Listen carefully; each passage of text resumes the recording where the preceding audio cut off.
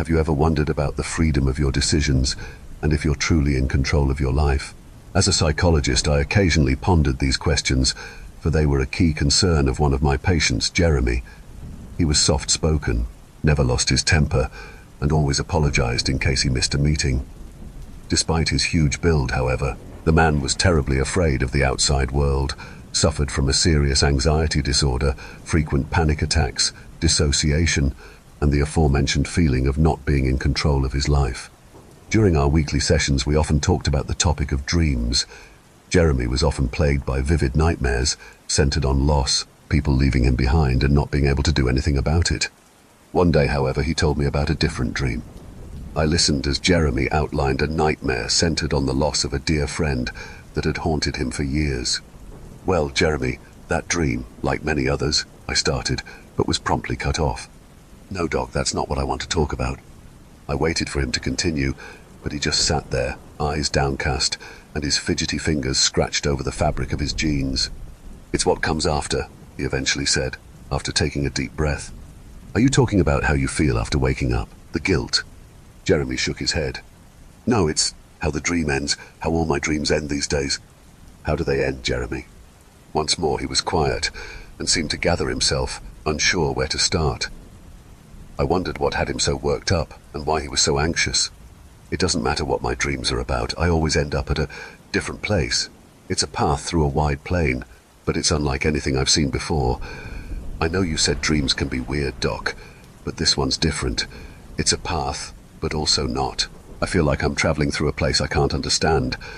I somehow know it's a wide plain, but it's also a tunnel. Everything's upside down, but not.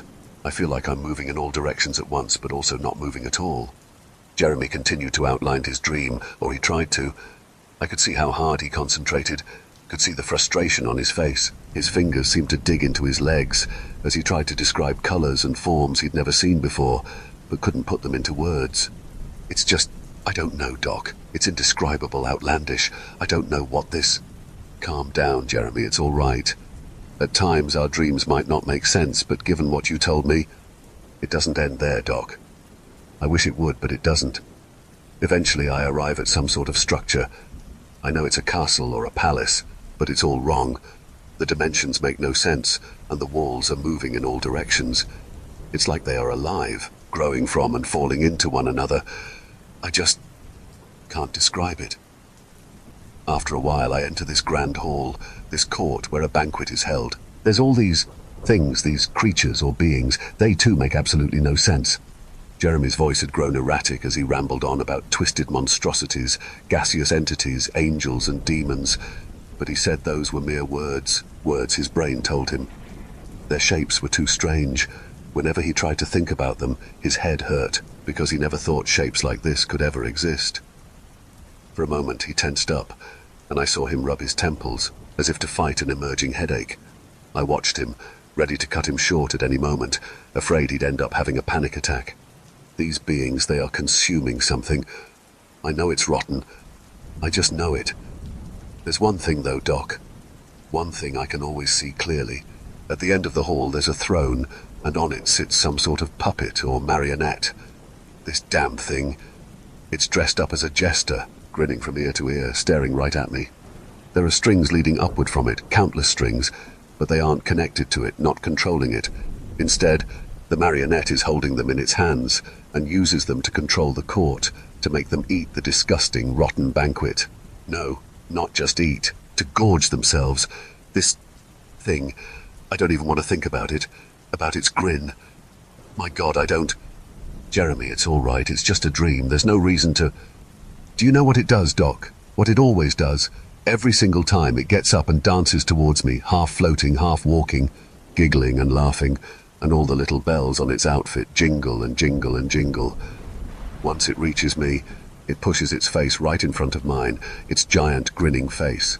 Its eyes are so wide, and they stare deep into mine. And then, I can feel them. I can feel these freaking strings all over my body. Right then, the damn thing says something to me, but before I can understand it, I wake up. Sometimes, even after waking up, I can still feel them. I can still feel those strings, and sometimes I... Jeremy was shaking, and out of it. For a moment, I thought he was hugging himself before I realized what he was doing. He was searching for strings connected to his body. Calm down, Jeremy.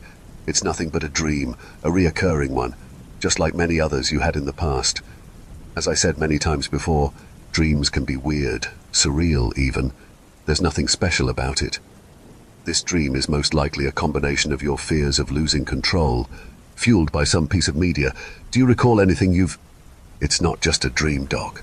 I know it's not. He cut me off, his voice high-pitched and close to cracking. One day I too, like all those things, will join the jester's court, and just like them, I'll lose control over myself. I spoke up again, trying to calm him down, but no matter what I said, my words didn't seem to reach him. Instead, Jeremy just sat there, mumbling to himself about the jester and its strings. Then, as suddenly as he'd started, he stopped and slouched down on the couch in misery. His huge body seemed to fall into itself, and in front of me, Jeremy folded himself into a much, much smaller man. When he finally looked back at me, he had tears in his eyes. "What do I do, Doc? What can I do?" I reiterated what I'd said before and assured him no strings were coming for him. This time my words seemed to convince him. I advised him to get a prescription for anxiety medication, but I knew Jeremy wouldn't take the advice. He had a strong aversion to any kind of medication or substances. After that, I told him to call me the moment something was wrong, or if he suffered from another one of his terrible panic attacks. I also suggested in-house care at the local hospital should the strange dream persist to haunt him. Jeremy gave me a miserable nod and assured me he'd think about it. After he'd left, I slumped down in my chair. Jeremy was always one of my tougher patients, and his sessions could be quite exhausting. While his dreams were always strange, I had to admit this newest one was a bit too strange, even for him. The following week, in the evening before our next schedule, I hit Jeremy up to remind him. He was notoriously bad with dates and had a track record of missing sessions. When he didn't answer, I was slightly worried, remembering the strange dream, and left a message on his answering machine. The next morning, he didn't show up. My worries intensified, and I considered making a welfare call, but knowing Jeremy's state of mind and how he'd react to the police showing up unannounced, I discarded the idea.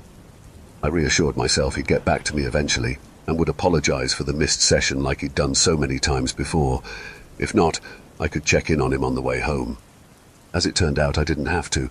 Just a few hours later, my assistant informed me that 2 police officers were here to inquire about one of my patients. My heart dropped, but I told her to send them in. "Dr. Alfred, I presume," one of them started. I nodded, not able to speak, half knowing what they were going to say and half praying I was wrong. "We're here regarding one of your patients, Jeremy Smith. Have there been any abnormalities in his behavior recently?" "No," I replied in a trembling voice. "Jeremy has been doing better for months now." I fell into my chair, crushed, my mind racing. I should have known something would happen. When the officers told me what Jeremy had done, however, I could only stare at them in sheer and utter confusion. Last night, Jeremy Smith went to a petrol station near his home, most likely intent on robbing it. After killing the attending clerk, he was later shot by the police himself. What? Jeremy killed someone? That makes no sense. Jeremy wasn't dangerous. In fact, he'd never hurt anyone in his entire life. Hell, if anything, he was afraid of other people hurting him. Yet I couldn't help but wonder if I'd missed something. Were there any signs? The dream, I thought. That strange dream about a marionette, or as he'd called it, the jester. Could this have driven him to do something like that? The cops went on, undeterred. He'd been heavily intoxicated during the act and was most likely on multiple stimulants. Wait, that can't be. You must have gotten the wrong guy. Jeremy would never take drugs or... I was cut off when one officer held up a picture that was unmistakably Jeremy, the same man who'd been here just a week ago. What the hell had happened to him over the course of a single week? I knew Jeremy didn't drink and he'd never taken drugs. He was afraid of losing control and afraid of what substances would do to him. Alcohol, drugs, and even medications were a big no for him. Then I thought about the dream once more. What if he'd taken all those substances to escape it, to not sleep, and they'd pushed him to have a mental breakdown? How did he act? I asked. Was he scared or afraid? He was giddy with excitement, screaming and rambling on incessantly. Most of it was utter nonsense, just random words and sounds. But a witness remarked hearing him talk about control. When I heard this, I finally disclosed the details of our last session and told them about the strange dream. Well, sounds like a freaking nutcase to me, one of them eventually said. I had to bite my tongue so as not to lash out at him. Seems our man got in a little too deep. Might have thought that puppet thing or whatever was coming for him and flipped. All I could do was nod, but I wondered if it really was that simple. After they'd left, I sat in my office for a long while, cursing at myself. I'd done nothing, and thought this was all just another goddamn dream. Now, not only Jeremy, but also an innocent bystander was dead, all because of my own goddamn negligence. It was these thoughts, these realizations, that drove me on to learn more about Jeremy's dream. To my surprise, it didn't take long. Once every month, I attend a Zoom conference with other psychologists. During our next meeting, I shared Jeremy's dream, confidentially, of course. While I lamented the headache it was giving me, one participant spoke up. He couldn't give me any insight into the dream itself, but he mentioned he'd read something similar in a medical transcript. What I'd just described sounded exactly like what he'd read. A dream comprising inexplicable visuals, a court, a banquet, a marionette, and strings that were trying to get control over someone. A few days later, I got in contact with the author of the transcript. Dr. Meyer was an older man, one who'd worked in the field much longer than I had. We decided to meet at a small cafe in his hometown. He apologized for the hassle of having me come all the way there, but he wasn't too well versed with the internet, and at his age, he couldn't handle long drives too well anymore. I told him it was all right, and after we'd exchanged a few more pleasantries, we got right on topic. The dream of the jester. I outlined my session with Jeremy, the dream, his behavior, his fears and worries, and after a brief break to gather myself, what had happened a week later. The old man was visibly disturbed, but assured me this sort of behavioral change was nothing that could have been predicted. Dr. Zimmerman mentioned one of your patients had a similar dream. Not just similar, Dr. Alfred, the man began, staring at me. It was the same. Clara, she's one of our indoor patients at the nearby psychiatric hospital. Her medical history is a complex one, but dominated by her post-traumatic stress disorder. It's a terrible story. A young woman confined in her own home for months. Even now, she's suffering from dissociation, afraid of not being in control, and that all her decisions are being forced. That's just like Jeremy, I cut in. With that, I told Dr. Meyer more about Jeremy's condition and that he suffered from the same fears. He listened intently and eventually nodded. So we've got two people here, both with a similar medical history, both afraid of not being in control of their life, who both had the same exact dream without ever having been in contact with one another. Tell me, Dr. Alfred, how's that possible? I was quiet, staring at the man expectantly. It's clear the dream represents their fear of not being in control, he finally said. But where did it come from? Where did all this outlandish imagery come from? I mean, dreams about losing control are usually about not being able to move, being constricted or bound, or having to watch helplessly as things play out around you. Why is this one so surreal? Exactly, Dr. Alfred. That's what I've been wondering too. Well, there's got to be some explanation. Maybe it's from a book or a story or maybe a movie. God knows there's a lot of weird media out there. Maybe something resonated with their specific medical history. I wish it was that easy, but you see, that might be true for your patient, Jeremy, was it right? But Clara's under strict surveillance, and has been for years, as is her media access. There's no possibility she could have gotten her hand on surreal stories about losing control and marionette monsters. What about other patients? What if one of them heard it and shared it with her? There's a possibility, but I highly doubt it. It also doesn't explain the other elements of the dream or them being the same. Even if both of them heard a story about a marionette monster, their versions would differ vastly. I sighed. The old man was right. Eventually I opened my mouth, but it still took me a few moments to find my voice. What if something else is going on here? And what might that be? Dr. Meyer inquired. Guess that's what we have to find out. The old man gave a bout of laughter. Not in all my years have I come upon something as crazy as this, he finally said, shaking his head. Well, then we should be best equipped to handle it, shouldn't we? We sat together in that small cafe for hours, discussing, throwing around ideas, and making up scenarios and theories. Yet none of them seemed right. No, they were all just tries to convince ourselves of something. We probed ideas of a sort of mass hysteria that had only manifested in two people, a reaction to an auditory phenomenon like the hum, and even ventured into Jung's theory of the collective unconscious. Eventually, I set out on the long drive home, but I assured Dr. Meyer I'd stay in contact and to continue my research. The old man said he'd do likewise. While I busied myself on the internet, took part in virtual conferences, checked forums, and even image boards, Dr. Meyer proceeded with a more traditional approach, that of phone calls, postal correspondences, and the study of medical papers and transcripts. Before long, we learned it wasn't just Jeremy and Clara who suffered from the dream. For both of us, independent from one another, learned of more cases. I discovered a post about the dream in some remote corner of the internet, while Dr. Meyer read about it in a medical paper he was peer reviewing. Over time, we stumbled upon more and more cases. The more of them we discovered, however, the more variables there were. While some people were patients such as Jeremy and Clara, others seemed to be normal internet users. It was nothing short of baffling. Eventually, I decided on a different approach, one my colleagues might have called unscientific, ridiculous even, given the dream's focus on a marionette, or puppet. I looked into the meaning of puppets, and their mention in common culture, folklore, and literature. The puppet, I learned, existed in almost all cultures, and was always used to project mankind's image onto it. It was more than just an object, and was used to illustrate philosophical concepts, but also to explore the border between the living and non-living.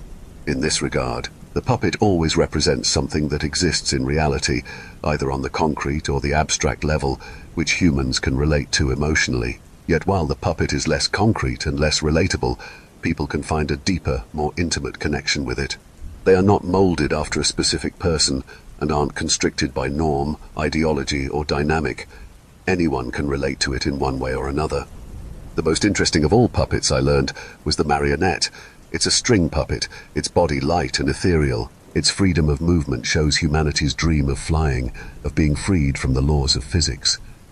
At that moment, I thought about control. The marionette was not restricted by the laws of physics, or not controlled by them.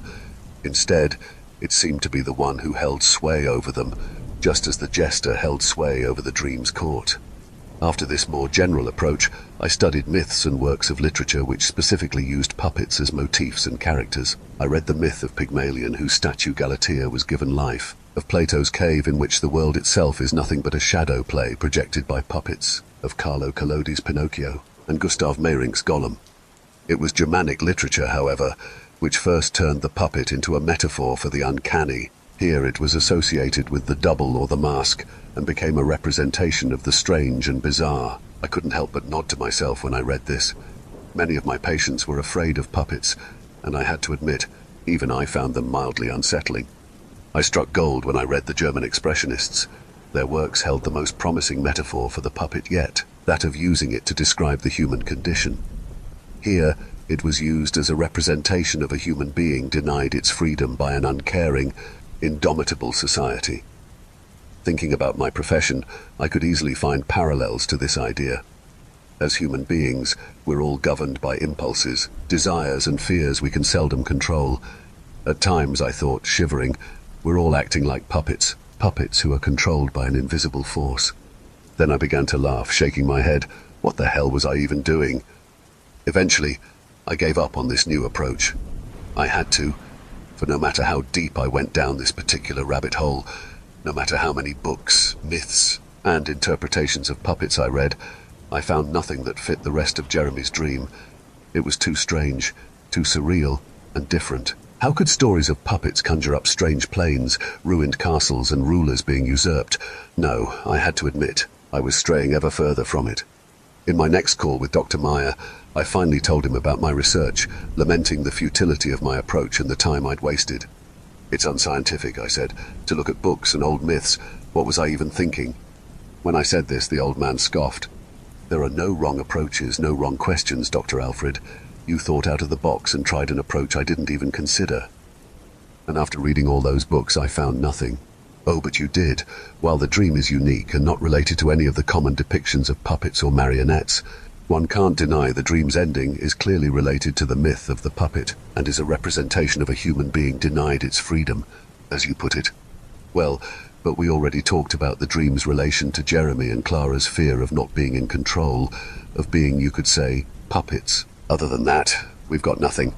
We're back to square one, or still there. The old man couldn't help but agree. While we'd made no progress, however, the dream of the jester continued to spread.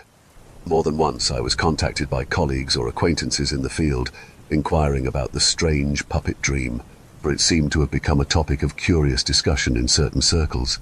For weeks I got in contact with as many of them as I could, and outlined Jeremy's dream and what had happened to him. I warned them to keep close watch over their patients, or better, admit them to stationary care, while a select few listened intently during these long recitations and seemed to take my advice to heart. The majority laughed at it, and even ridiculed me. At these times I grew angry, lashed out, sent them the police report about what Jeremy had done, and his medical information, only to be showered in even more ridicule about over-interpreting an unstable patient's actions. Then, one day, Dr. Meyer contacted me again. His usual deep and well-measured voice was quiet, low, nothing but a whisper, but there was a feasible urgency to it. "We got it right, Dr. Alfred, we got it right the first time. It's all about control." "What are you talking about?" For a moment, the old man was quiet. Then he began mumbling to himself in a barely audible voice. What I made out from it was nothing but nonsense, as if he was merely stringing words together. "Dr. Meyer? I talked to Clara and she—" Once more he didn't continue and seemed to be distracted again, unable to keep up with the conversation. "Dr. Meyer, what's the matter? You said you talked to Clara. What did she say? Are you still there?" My voice had grown erratic and seemed to snap the old man out of whatever he'd been absorbed with. "Clara, No, we've got to meet. It's not over the phone, I can't. Tomorrow, the same cafe." With that, he hung up, and I was left dumbfounded at what had just happened. My head was heavy with thoughts about what Clara must have told him to cause him to behave like this. I leaned back in my chair, rubbing my temples. Dear God, this was all becoming too much. Only a few minutes later I called my assistant and informed her I'd not be able to attend the clinic tomorrow, for I had urgent business coming up. When I stepped into the small cafe, I could already see Dr. Meyer, a lonely, solitary figure sitting alone in the back. His body seemed tense, and his hands were feverishly working on something. Every once in a while he stopped as if to take in the table in front of him. When I'd half crossed the cafe, the man suddenly got up. I raised my hand in greeting, opened my mouth, but he didn't seem to see me, and was about to walk right past me. Only when I touched him did he turn towards me, but his eyes soon wandered away again. By now, I noticed the weary looks the few other patrons gave us, unnerved by the doctor's behavior. "Dr. Meyer, is everything okay?" For a few more moments he just stared at me before recognition came over his face. "Ah, Dr. Alfred, good to see you," he greeted me. His voice was euphoric, close to cracking, and he almost stumbled over his words as he formed this single short sentence. Now that I focused on him, I saw how different he looked. He seemed exhausted, powerless, spent, as if he hadn't slept in days. His eyes, however, were more alive than ever before, glowing with an insane vigor. When we reached the table and sat down, I finally saw what he must have been so busy with. In front of him lay more than a dozen pieces of paper, all covered in notes. These notes, they weren't normal. It looked as if all of them were covered in mad scribbles, symbols and drawings. The longer I focused on them, the more my head hurt. There was so much to take in, so much to find. Words, letters, numbers and symbols, but also hieroglyphs, faces and animals, twisted creatures and stick figures, all coming together in a display of sheerest madness. A handful of pens lay in front of the doctor, and the moment he'd sat down, he was already busy again, filling in an empty spot with an equation that combined numbers, letters, and nonsensical doodles. I just stared at him and watched the spectacle in front of me in stunned silence. Just what had happened to the man? "You said you talked to Clara." Once again, he just stared at me before he realized we were still talking to one another. His eyes grew wide, and in a frenzy, he scanned the papers in front of him. Then he found the ones he'd been looking for and pushed them in my direction. "The transcript of my last session with her," he rambled on. I looked at the pages in front of me. They were printouts, but all empty space had been covered in the same mad, nonsensical notes. When I tried to read the words, I found they comprised nothing but amalgamations of letters and numbers, words in different languages, and sentences that made no sense.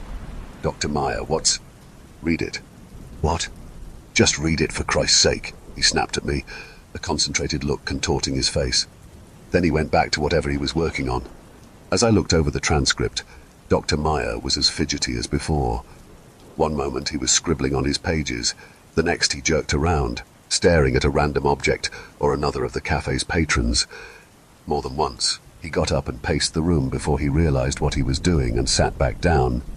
Yet I soon gave the old man no heed, and instead did what he'd told me to do, hoping it would somehow explain his behavior. After the client's initial agreement with being recorded, the doctor noted something peculiar about her. Psychologists note, the patient's demeanor was different. She acted and appeared like a different person. There was a strange energy and vitality to her. Her voice was energetic, and she rambled on incessantly, often talking about other things in between sentences. These interruptions have been removed for brevity's sake. For a moment I looked up, staring at Dr. Meyer, confused about him showing the exact same behavior. I skimmed the first few paragraphs center on mundane details before Clara began outlining the dream again. Clara, I finally understood its meaning. The dream showcases history, or rather events that happened before there ever was a history. Our universe is deterministic, created by a higher power, and all events have been predetermined by this entity. It put everything into motion and controlled everything, living and non-living. Psychologists note, the patient was never a religious person. Dr. Meyer, are you talking about God? Clara, words have no meaning here. They are useless when trying to describe this entity. Dr. Meyer, what history does the dream show exactly? Clara, at the beginning, this entity created a place of power, a palace, and soon a court of vassals who had agency of their own. For their amusement, it created the very first being without free will, a being they held full control over. This being was nothing but a puppet, a marionette, dressed up as a jester, but beings of power always hold power of their own. Slowly, over the course of eons, the jester developed a life of its own. Eventually it broke free from its control, slew its creator, usurped the throne, and enslaved the rest of the court, and bound them to the very strings that once bound it. Psychologists note, the patient grew euphoric. Clara, I had it all wrong. Everyone who's ever been before the jester had it all wrong.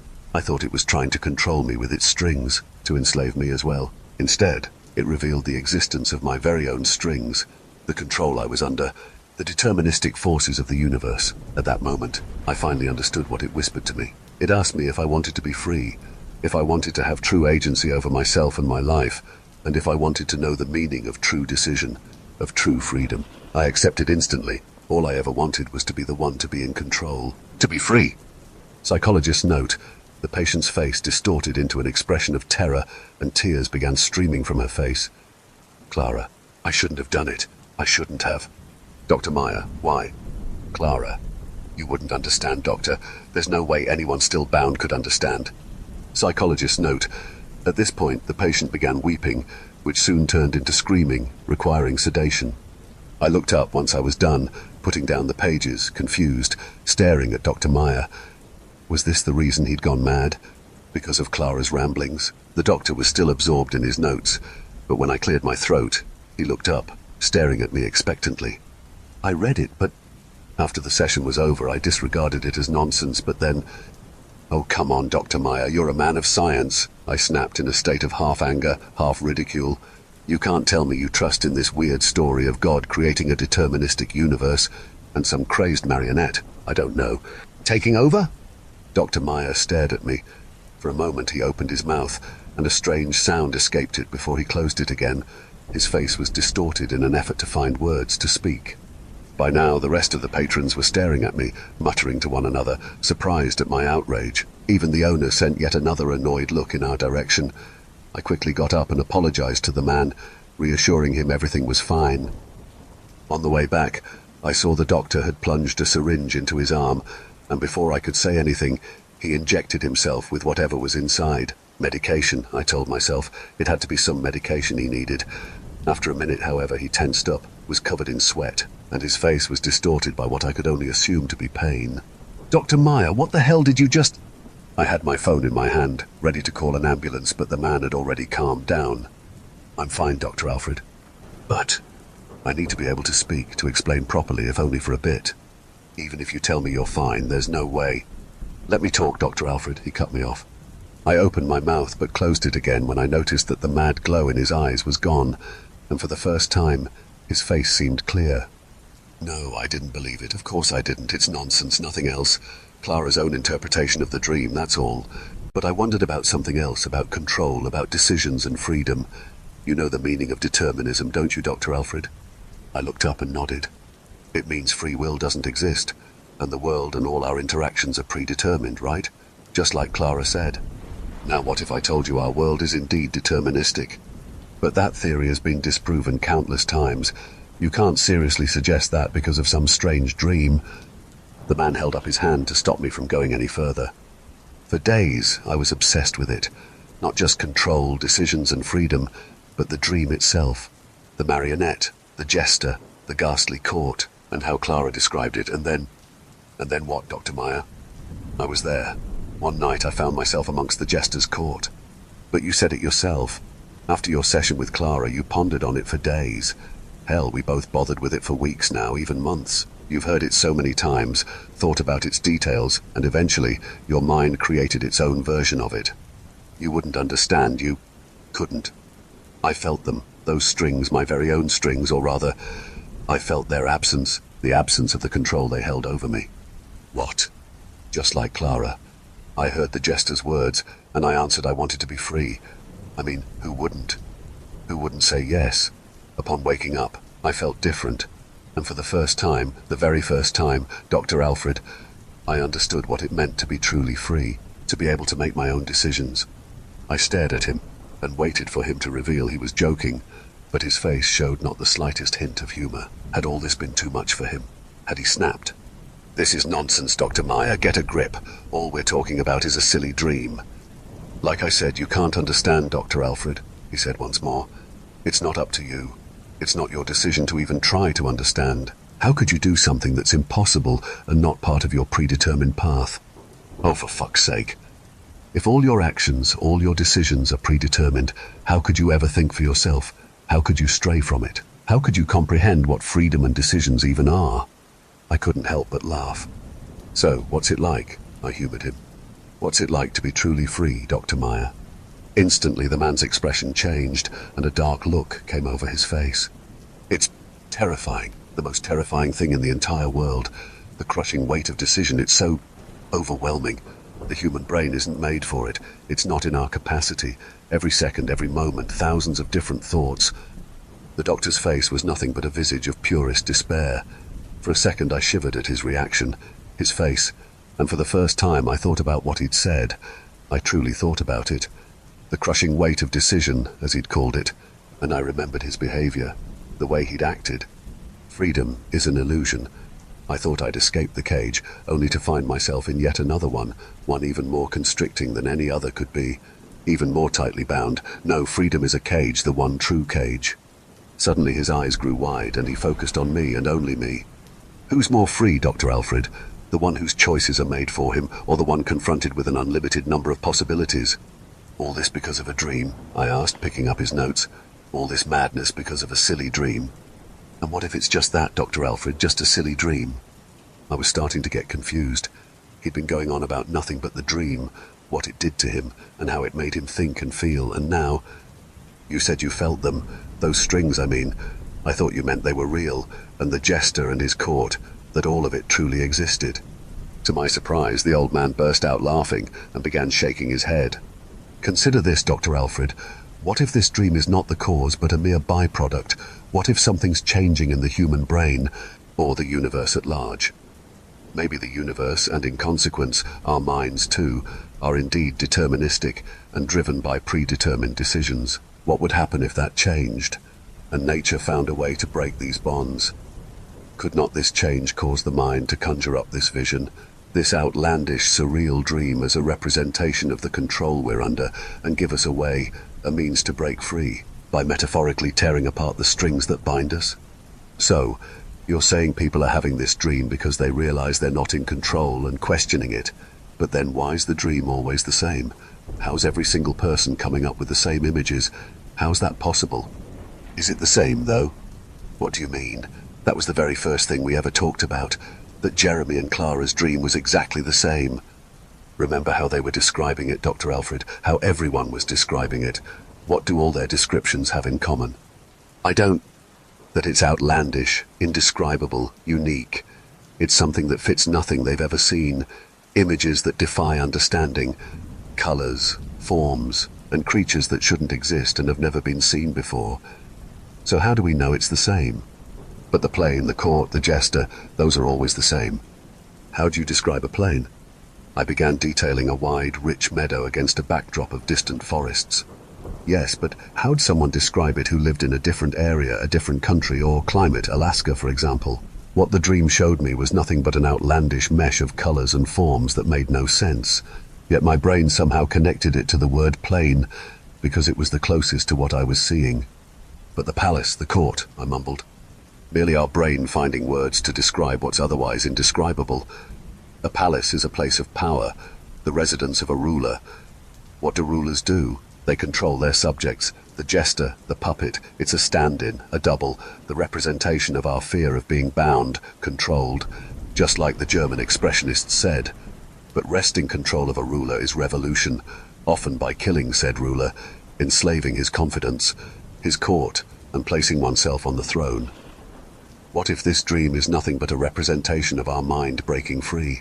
What if all these strange, indescribable images are nothing but our very first original thoughts while we acquire free will? My head was spinning. This was outrageous, insane even.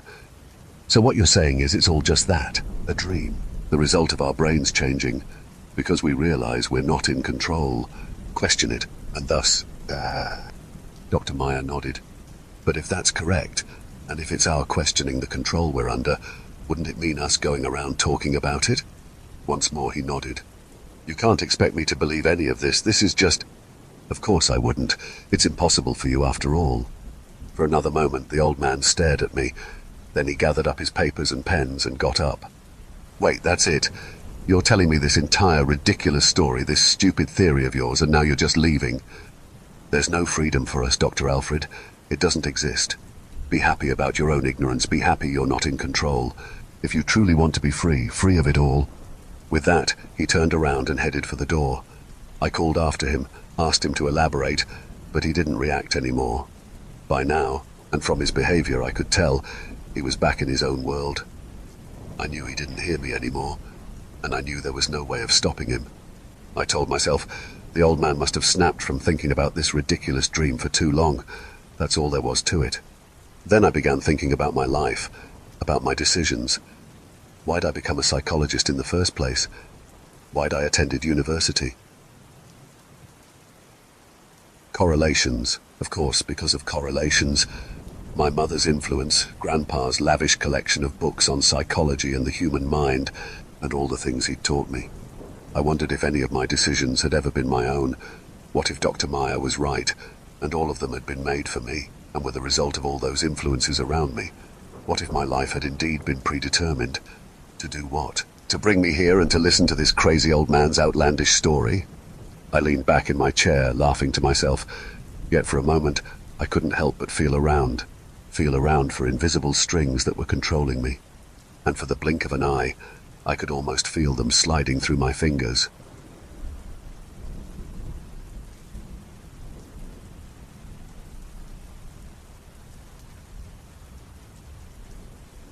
My name is Millie, and I am 20, almost 21 years old.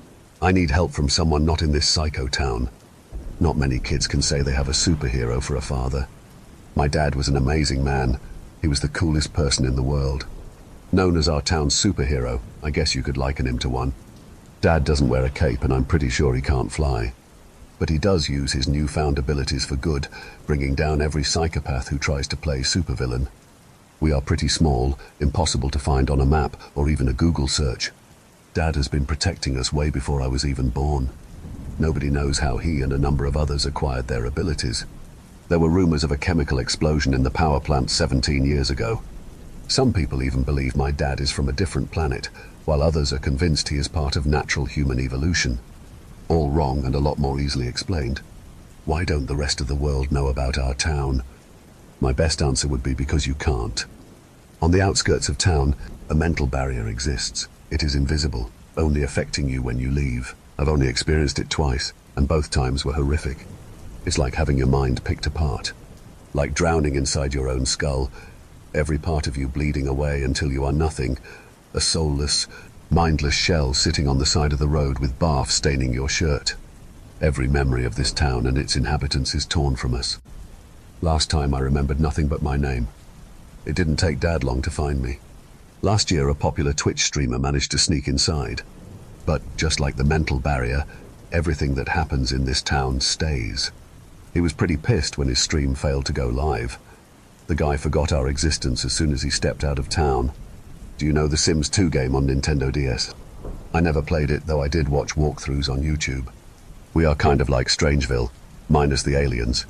Anyway, the reason why I'm writing this will come clear. I don't have long, and I'm sorry for over-description. I want to get everything down as clearly as I can. I want to tell you about my father, Starman. He's just like a real superhero. When I was 7 years old, my father single-handedly stopped the cerebral drainer, a psychopath who took the lives of 10 innocent people in the town square. I remember watching an episode of SpongeBob, and the TV switched to shaky camera footage of the bloodbath downtown. Dad saved a child live on local TV. He told the panicking crowd everything is going to be okay. They believed him. I believed him, watching through my fingers as he tackled the cerebral drainer to the ground.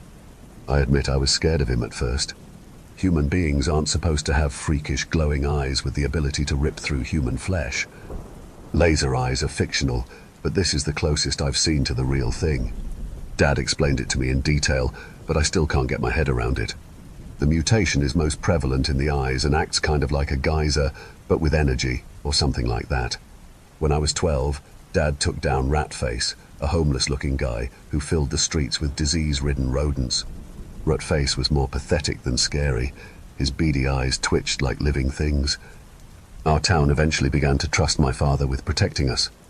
In exchange, we were to protect his secret from the rest of the world. Dad was known as the best superhero and father by day, and family man and loving husband by night. It wasn't out of the ordinary for the local press to be swarming our door when I got home from school.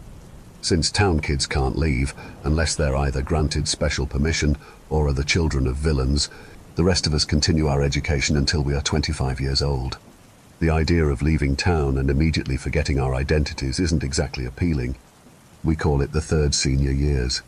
First senior years, 16 to 17. Second senior years, 17 to 21. Third senior years, 21-24. After stepping off the school bus, I was already nauseous and wrestling a pounding in the back of my head, the type of pain Tylenol cannot fix. The Myers household is fairly small, just a regular house in suburbia. We even have the white picket fence. Pushing through a crowd of my dad's adoring fans, I made sure to flash my perfect smile at the cameras. My phone vibrated, a text popping up on my notifications. "The vultures are at your door, Lowell. Should I release the hounds?" Cam, a first senior boy who lived across the street, with 2 adorable and feral chihuahuas. I sent back a skull emoji.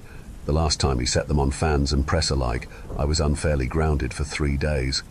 Shoving my phone in my pocket, I forced my way through the crowd, trying and failing to ignore their stares. As Starman's daughter, I was yet to reveal the mutation I had inherited. I could tell they were gunning for it, their wide and frenzied eyes raking me up and down like a piece of meat. Maybe they were expecting me to start shooting flowers out of my ass. The older I was getting, the less patient the town was. Dad told them in a local press conference that I was just a late bloomer. I almost died of embarrassment. The girls at school ran with it, of course, asking me if I was a late bloomer for anything else. Channel 7 News was waiting for me at our front door, immediately sticking a microphone in my face. I was told not to talk to the press. Dad made that very clear in his 100-slide PowerPoint presentation, detailing every potential fallout scenario if I accidentally said the wrong thing. But I was tired, my head was pounding, and the camera flashes were making me feel woozy. Channel 7 News are obsessed with my family, almost to the point of it being scary. The anchorwoman, Heather Carlisle, who was a usual suspect, was already yelling in my face. I was yet to forgive her after she suggested live on air that I was a little slow. It was 2 a.m. and I was half asleep. The neighbors were robbed and I was dragged out of bed for my close-up, because of course I was. I noticed 2 things, even when I was slightly out of it. Heather had definitely camped out in our front yard. She was wearing the exact same clothes from yesterday, a slightly creased black dress and a matching blazer. Heather was also missing a heel. One of them was odd. I noticed a single rose petal hanging from her fringe. There was zero reason for this woman to be doing all of this to get inside scoop on Myers' family business. Millie Myers! I got full named, after straight up ignoring her and trying to shove past her army of camera guys. Heather wasn't playing around. I backed down when she situated herself in front of me with one single heel clack. Is it true your father is currently interrogating the son of the infamous Six Eyes? I swear a little bit of saliva hit me on the cheek. Six Eyes was the opposite of my father. Dad strived to protect our town and everyone in it. Six Eyes, who was locally famous for the mutation that came with his ability, sought to destroy it. If Dad could be compared to a superhero, Six Eyes is more of a villain. The proportions of his face are all messed up. I've only met him once, and Dad made me wear eye protection. It only takes one single glance at this guy, and he's got you. Obviously, it's not like the movies. Six Eyes can't make mindless armies, but he can greatly influence town leadership, slipping into the mayor's office with nobody batting an eye. The problem was, if Six Eyes covers up his mutation, he looks like your average guy, which puts him perfectly under the radar. Nobody suspected the community college professor Marcus Kane to be a psychopathic maniac with the ability to contort the human brain. Dad did manage to apprehend him, only for Six Eyes to break out of prison 2 weeks later. His 20-year-old son, Cartwright, wanted nothing to do with him, intentionally leaving town and stepping over the barrier to forget the town and his father ever existed. I'm not fully sure how the mind wipe works, but I do know that spending too much time away from town causes physical symptoms. I think Cartwright is drawn back every 2 to 3 months to avoid suffering an aneurysm. He had even legally changed his name to get as far away from his psycho father as possible. The boy was only in town for a few weeks on vacation from college. However, over the last few days, my father had reasons to believe Six Eyes was in contact with his estranged son. I twisted around, maintaining a wide smile. No comment, I told the cameras. The anchorwoman nodded slowly, thrusting her microphone further into my face. I had to hold back a sneeze. But your father is interrogating him now, correct? Millie, can you tell us what techniques he is using? She was trying to get me to spill or trip over what I was saying so my words could be taken out of context. Dad didn't get mad easily, but his smile did start to slightly falter when I told Channel 7 our family's business. Shutting the press down, I shook my head, making sure to stretch my lips into a big, cheesy grin, just like my dad told me. I cleared my throat. Rest assured, Cartwright is in good hands. I can promise you all that. I nodded at the crowd, making direct eye contact with each of them. Dad said if I wanted the crowd to believe my earnest words, I had to look into each and every eye and mean it. That's what I did. Cartwright Kane is not responsible for his father. I cannot speak for him, but I can assure you he will find Six Eyes. I held my breath, pausing for just enough time for the crowd to register my words and bring him to justice. When I turned to open my door, the spell was broken, more questions thrown at me. Millie, is it true you have not inherited your father's mutation? Someone else screamed in my face, and I choked down a yell. Millie Myers, can you tell us more about your father's interrogation? I shrugged. I don't know. He's just talking to him. Millie! A wide-eyed redhead followed me, stumbling over my mother's rose garden. When he carelessly stamped on a blooming rose, I resisted the urge to shove him back. He looked like an amateur, a college kid maybe, armed with just his iPhone and a dream. The guy got close. Too close for comfort, swiping at my jacket. His breath was just coffee and cigarettes. Are you aware of the photos floating around of you and Kai Hendricks, the son of Oculus? Can you confirm that you aren't in a relationship? I could feel my smile twisting into a grimace. Someone snapped a photo of us drinking milkshakes in the diner. I can't fully go into it right now, but Kai and I weren't exactly hanging out. I don't think that's appropriate. The guy had the nerve to wink at me. A younger woman threw herself in front of him. Miss Myers, can we talk about your brother? I stepped away from her. Nope. She followed and I backed away. But this reporter was more forceful, less smiley. She wanted a story whether I liked it or not. The woman clicked her fingers, gesturing for a zoom in, followed by a pan to the windows upstairs. Thank God I remembered to draw my curtains. We haven't seen him in a while. Her lips twisted into what looked like mock sympathy, as if the bitch actually cared. Stepping closer, I swore her eyes were narrowing. Is there a reason why your brother does not come outside the house, Millie? Ignoring her, I opened the door, stepped inside our house and slammed it behind me. Inside was supposed to be a comfort, and yet part of me itched to be in the open air, surrounded by reporters. Letting myself breathe, I dropped my backpack and pulled off my jacket. There was a folded square of paper tucked into my pocket. I pulled it out and ripped it into pieces. There were exactly 1,095 tally marks carved into our front door. With a rusty nail, I scratched another tally, crossing a group of 4. 1 for 96 days. I'm home. I greeted my twin brother, averting my gaze from him as usual. Ethan Myers was born 3 minutes after me. We weren't classed as identical twins, but Mum was convinced we were. Both of us had thick brown hair bearing our mother's soft features. While I kept mine in a strict ponytail, Ethan's had grown out lighter and curlier than mine, hanging in hollow eyes. Ethan was the Myers twin who was not in the town's spotlight. My brother was in his usual place, sitting on the couch, knees pressed to his chest, half-lidded eyes glued to the corpse of our TV. The screen had been hollowed out a long time ago. I dragged myself into the kitchen and filled a glass of orange juice, took a quick sip, and headed over to my brother, pressing the drink to his lips. Ethan didn't respond for a moment, before his lazy eyes rolled to me, life erupting into his expression. He gulped it down, juice trickling down his chin. When I withdrew the glass, he shot me a grateful smile. Thanks, Mills. He held up his right hand, just like when we were little kids. High five. I ignored his childlike grin, hollowed-out eyes penetrating right through me. Ethan was never looking at me. He was always looking over my shoulder. But when I followed his gaze, there was nothing there. I stepped back, my gaze trailing the ceiling. Where's Dad? Ethan's eyes traveled back to the TV, his lips pricking into a smile. Basement, he said. Dad is interrogating. I nodded, pulling my switch from my bag and dropping it into his lap. It used to be Ethan's. In fact, he had carved his initials into the back. You can play with this, you know, I forced out, trying to stop my hands from trembling. You don't have to keep... I turned to the shattered TV screen, my heart catapulting into my mouth. Ethan didn't look at me, his gaze boring into the TV. He didn't respond, so I headed towards the basement door. But not before my brother let out a hysterical giggle. When I turned to him, Ethan was 20 years old, laughing at invisible cartoons. Do you expect me to play with no fucking hands? I didn't or couldn't reply. Hey, Millie, Ethan hummed when I pulled open the basement door. The chill that followed set my nerve endings on fire.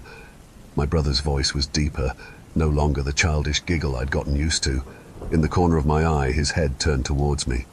Standing on the threshold for a fraction of a second, I think part of me wondered if Ethan's mind had pieced itself back together. Mum wants juice too. My twin's voice was suddenly so small. Can you get her some? I pretended not to hear him, heading down to the basement, ignoring how cold each step was.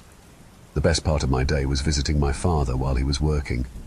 I held my breath, easing my way down each step.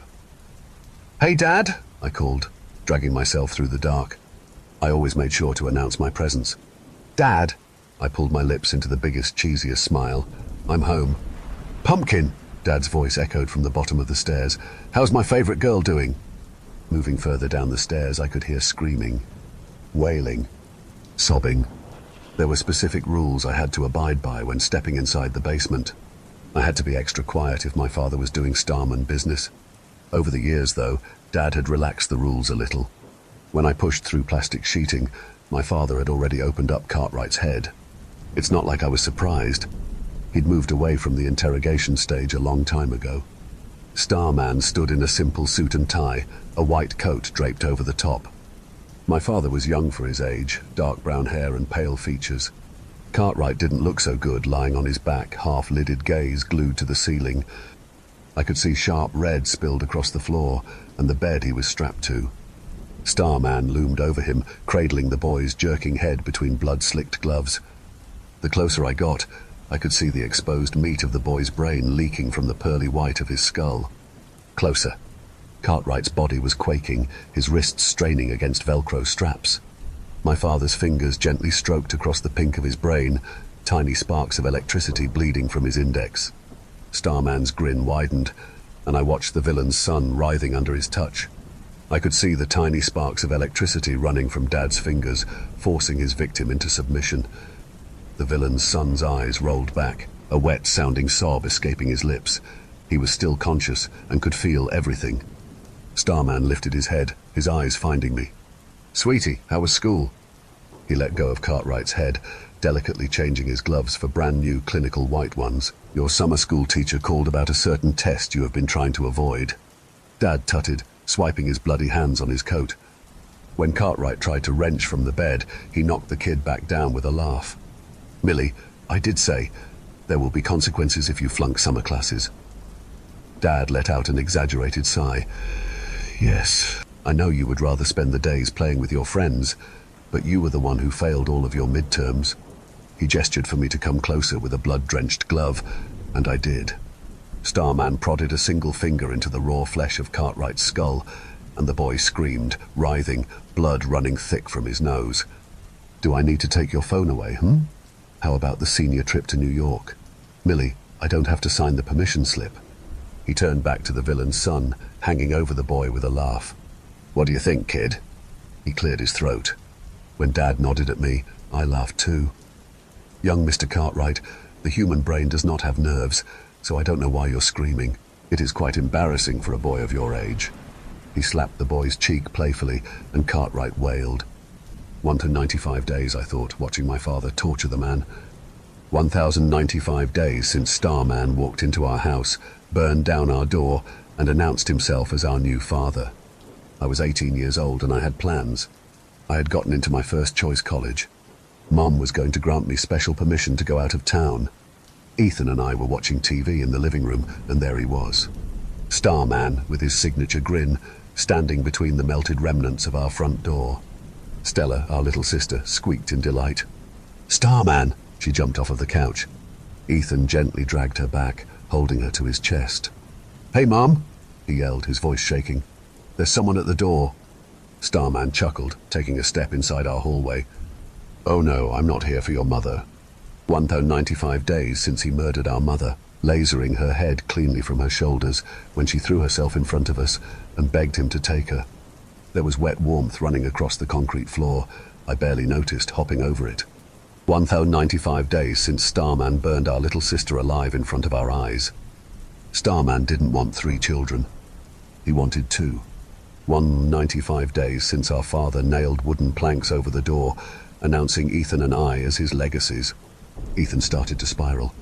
He tried to escape out his bedroom window, and then more dangerously, jumping off of the roof of our house, and that just made our father angry. He burned a hole in the TV and then hollowed out the screen. Starman just wanted a son and a daughter. That's what he told my brother. He could not procreate because of the mutation causing his ability, but he had always wanted children. Starman promised us he was going to be the best father anyone would ask for, and he was. 100 days after murdering our mother and sister, Ethan and I were plunged into the town's spotlight. "These are my children," Starman told a crowd of flashing cameras. He wrapped his arms around the 2 of us, pulling us closer. "Ladies and gentlemen, I would like you to meet Millie and Ethan Myers from my first marriage." Starman addressed the crowd with earnest eyes. "I know what you're thinking.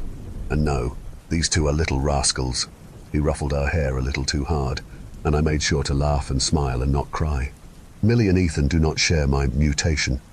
His lips spread into a grin. Yet. That word had been hanging over me since the press conference. Yet. Presently, Dad was crawling in my head again. "Smile, Millie." I did, smiling so much blood pooled from my lips. Dad promised neither of us would be sad again. We wouldn't fear him or anything else. In fact, we were going to be happy, smiling, perfect children forever.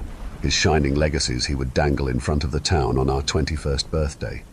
It was his birthday present to us, and I was so excited. The closer I was getting to my father, I could sense him fashioning my smile wider and wider until I couldn't breathe.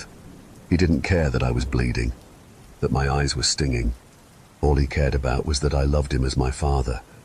"Come to me, Millie." I forced myself forwards, swallowing vomit filling the back of my mouth.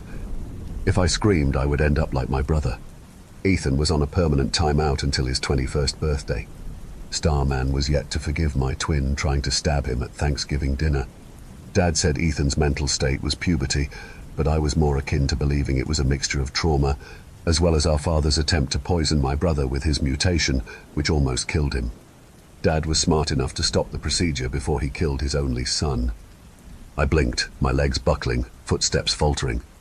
Sometimes I think I can pull away from his influence. Millie Myers. Dad hummed, skimming his finger across a variety of scalpels. Cartwright watched him feverishly. Don't make me ask again, pumpkin. Still, I felt my thoughts start to melt away, replaced with artificial happiness. Our father was the best dad in the whole world. With that thought slamming into me, I skipped over to my father with a grin. Around him were rejects, corpses piled to the ceiling, limbs and heads and torsos contorted and merged into one mass. The bright yellow rotary phone on the wall caught my eye for half a second before I was forced to look away. The one rule in the house is, do not go near the phone. I should say now, just to make it clear, Dad, or Starman, is not a superhero. He's a narcissistic psychopath who expects to be called one. He expects us all to play along with his carefully woven story, the town full of mystery. In reality, we are what I think is an abandoned government experiment. My father does not have abilities from an unknown source. He is a disgraced scientist with nothing to lose and a whole town to play with. There is no mad disease, I've seen it myself. Our beloved superhero Starman has physically driven these people to insanity. The cerebral drainer and Ratface had been ripped apart and put back together again. Dad was saving them for a quiet day. The Myers basement was my father's workshop. When I joined his side, he ran his fingers over Cartwright's skull. I was surprised when the villain's son let out a sudden hysterical giggle, his eyes rolling to pearly whites. "What are you doing to him?" I asked, intrigued, running my hands over the boy's restraints. This time, Cartwright's body contorted into an arch, maniacal laughter escaping his lips. When his back slammed into metal, the ground rumbled. "Now what is amusing, Starman asked the boy in a low hum. Cartwright responded by spitting in his face, shrieking with giggles. Dad cleared his throat, swiping blood from his cheek. "That's not funny." He turned to me. "Heads up, sweetie." I was keenly aware of several instruments floating above my head. Cartwright's body jolted, and they hit the ground. Dad turned his attention to me. "What is your nightmare of a brother doing, young lady? I forgot to feed him." His words shattered part of his influence. I felt my breath start to quicken, my heart starting to pound. Fear. Ethan hadn't moved in days, weeks, months. He wasn't eating. All he did was drink soda and juice. My brother was glued to that one seat, caught inside his own delusion. Ethan was watching TV when Mum's brains were splattered across the walls. He was watching TV when our little sister's flesh bubbled into the living room carpet. "Ethan is watching TV. I gave him dinner earlier," I said, being careful with my words.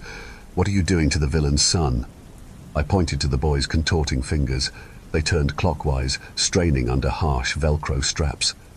I could feel the strain, a hollow sensation creeping across the back of my neck. Cartwright was trying to twist off my head like a bottle top. I was lucky to have my father's protection. Dad shot me a grin.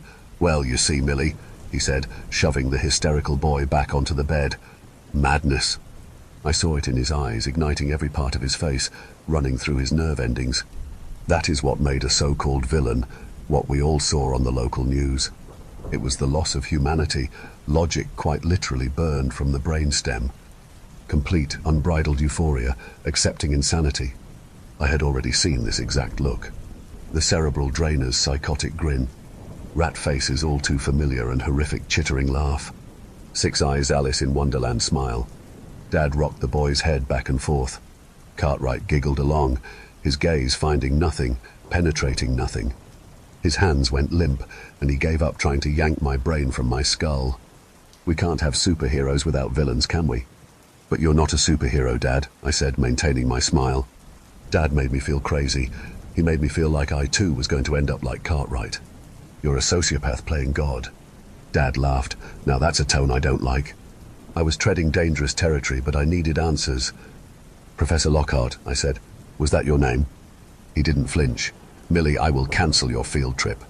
"The barrier around the town." I continued, aware of the sudden burning sensation in the pit of my skull. "It's man-made from an abandoned project called Zero."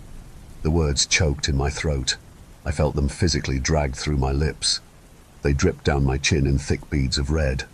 Dad's tone darkened enough for me to back off. He knew exactly what I was doing. "Ask me about the boy, Millie."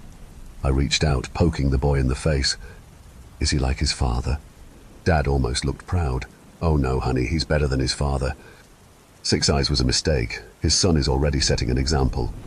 Starman nudged me playfully. Your old man would not exist without the bad guys, he said, tracing a finger over the boy's cheek. We're just lucky we have a town full of naive fuckwits who actually believe in fucking superheroes.